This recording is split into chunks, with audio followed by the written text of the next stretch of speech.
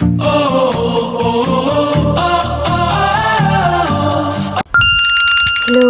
guys.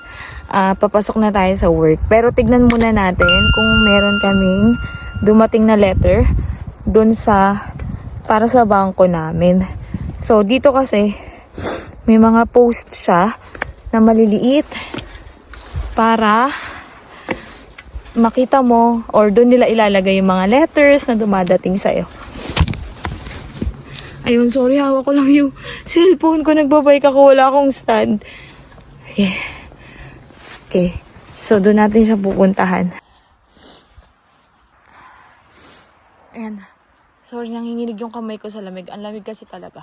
So, nakabike tayo, naglakad muna ako. Nakita nyo yung maliit na yon, yung parang kubo. Diyan natin titignan kung meron tayong letters. Or, kung dumating na yung mail natin or ATM natin from Nordea. Okay. Andito na tayo guys. So, ayan, nakabike ako. So, papasok pa lang tayo. Okay, so dito ay 3 o'clock in the afternoon, no? So, 3 o'clock siya. So, eto, ganito yung tsura nung mailbox nila. Yan, so dyan nagpapadala yung mga, kung merong, kung merong kayong marireceive na sulat or something ganyan. So, dito may mga nakalagay. Ayan yung halimbawa, Righty, Palonti, 6F, ganun. Teka, i-change natin yung cam para mas makita nyo. Tapos lang ng klase namin. Tapos, di ba kahapon, kinuha natin yung sulat or yung envelope doon sa posti. So, andito siya ngayon. Ano nga ba yun? At super excited ako nung kinuha ko yun at tuwan-tuwa ako. Okay, so nandito siya. Tadaan! So, nung mga ilang araw, dumating na yun sa mga kasamahan ko. Tapos naiinggit ako kasi nga ako wala pa. So, nag-worried ako. Bakit nga ba ako nag-worried at bakit nga ba ako excited?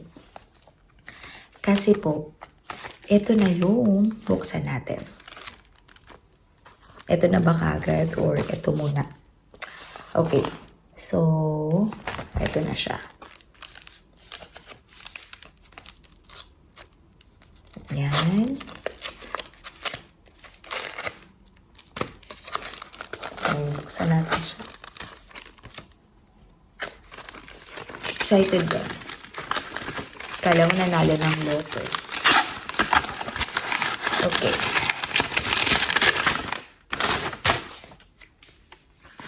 Yan. And, tadaan! Tama. Ito na po yung Nordea. Bangko siya dito sa Finland. Tapos, ito yung inaantay namin. Yung magkaroon kami ng ATM card kasi pag may ATM card ka na, makakasahod ka na. Hanggang dito madating yung ATM card mo, hindi ka makakasahod kasi hindi sila nagpapasahod ng cash. So, kung 2 months wala yung card mo, 2 months kang hindi sasahod. So, ganun siya. Yun nga lang, nagkakaproblema ngayon yung mga kasamahan ko na dumating din yung ganito nila kasi hindi maipasok yung PIN. So, ayaw gumana. So, kaya, yung sa akin, hindi ko pa siya tinatry kasi inaantay ko na merong makapag-try at gumana yung kanila. Tapos, yun na lang yung susundin kong gagawin. Tapos, ito naman, dito nakalakip yung mga PIN code mo at saka yung user mo kung paano mo siya gagawin dun sa application. Dito kasi sa Finland, more on card payment na sila. Hindi sila masyadong makash payment. So, kapag bibili ka rin sa supermarket, katulad doon sa supermarket namin sa store, sa As-Market, you can do your self-checkout. Parang, hindi mo na kailangan pumila sa cashier. Doon ka na sa may self-checkout counter. Tapos, ito lang yung i-insert mo, yung card mo. Tapos, meron na rin kaming application sa cellphone nung card namin. Nitong ATM na to. Yun nga lang, excited ka nga pero hindi mo pa siya matatry kasi nga, naguguluhan pa kami dun sa paglalagin dito. Medyo komplikado siya compare sa Philippines kapag mag-online banking ka. So, ayun lang po. Balitaan ko kayo kapag naayos na namin yung application namin sa Nordea. So, kung meron man pong nanonood nito na marunong or alam kung paano ayusin yung aming application sa Nordea, yung bank application namin, online banking namin, please pa-comment naman po kung paano or send link ng video na pwede namin mapanood kasi malaking tulong po sa amin yun. Ang hirap din kasi minsan pag tumawag ka sa hotline nila, Suomen. So, Finnish language yung sasagot sa'yo. Kaya mahirap.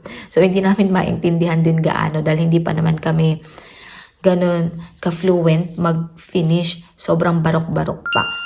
Yun po. So, maraming salamat po sa lahat na nagko-comment, sa mga bagong subscriber. And, natutuwa ko kasi si YouTube, nilagyan niya ng ads yung video ko. Pero alam kong wala yung bayad. Kaya lang, nakakatuwa lang kasi napapansin siya ng YouTube. So, maraming salamat po and please subscribe and share, like my video at gagawa pa po ako ng maraming video na matutuwa po kayong panoorin at sana po natutuwa kayong panoorin ako and maraming salamat. God bless po. Bye-bye! Moy Kaiki!